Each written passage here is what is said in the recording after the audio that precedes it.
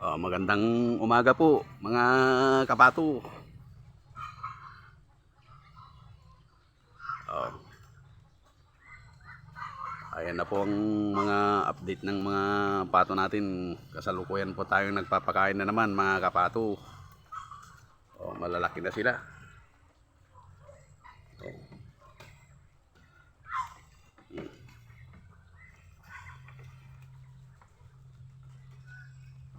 Itong July 27 po ay magdi-deliver po tayo dun sa Tugigraw ang karne ng pato. Yun po ang date ng delivery natin. Kasi medyo matumal po ngayon ang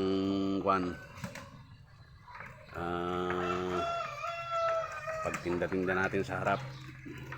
Medyo humina po ng konti, kaya marami na pong pwedeng katayin, kaya ang gagawin po natin ay mag-deliver po tayo sa Tugigraw. Malalaki na sila mga kapato.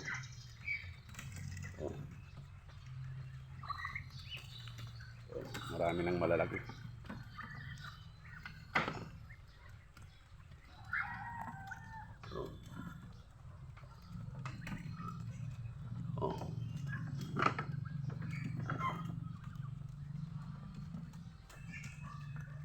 Yan po yung kinakain nila mga kapato.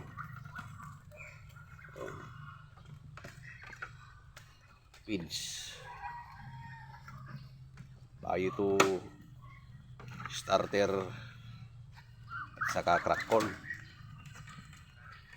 Yan po ang mga pagkain natin sa mga pangkatay mga kapato.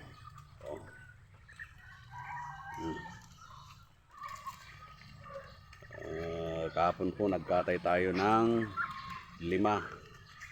Tapos sa nung Biyernes 5 na naman. Ito na po yung ano natin mga kapato. Yung mga nasa kulungan, binaba na po natin lahat. Ganun din po ang kinakain nila mga kapato. Rakon saka feeds. Bayo 2, Bayo 3, ay Bayo 3 ano, starter. Halo-halo din po. Mahigit 100 po yan mga kapato. Ang total po lahat sana yan ay 150 mahigit.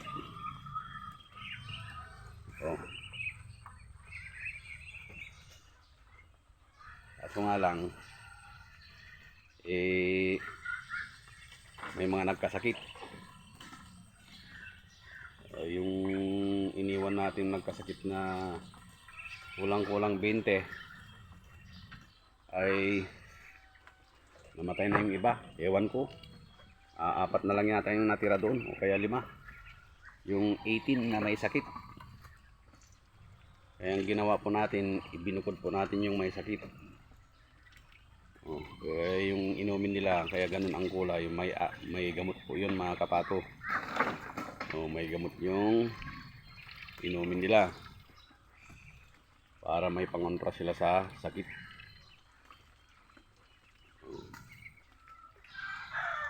Yung mga nakakulong nun mga kapato,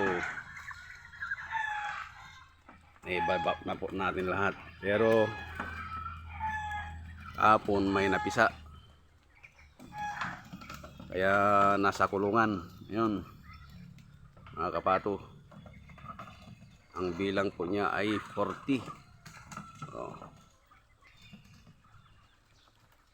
Eksakto 40 yung sisipo natin ngayon mga kapato. Yan, mga 150 sana po, sana mahigit yan mga kapato. Kaso nga lang ay may nagkasakit po na kulang-kulang 20. Kaya ang bilang po nila dyan ay mahigit 100. Kaya kung sakali pong pwede na silang tanggalin dyan, So hindi po mawawala yung ilaw nila mga kapato kasi nung araw bumagyo, yun may ilaw po sila diyan. Oh. Ayun po sinasabi ko kapag medyo malamig dapat may pampainit sila. Oh. Oh, ito po yung pinapakain natin sa umaga, yung mga breeder po natin mga kapato. Yan, oh. Mata-mata lang yung natira, yung feeds niya, duck layer ay naubos. Oh, ito na yung mga sisiyo natin na bago mga kapato. Oh, yan, oh. Eksakto 40. Oh. Yan pong bilang nila.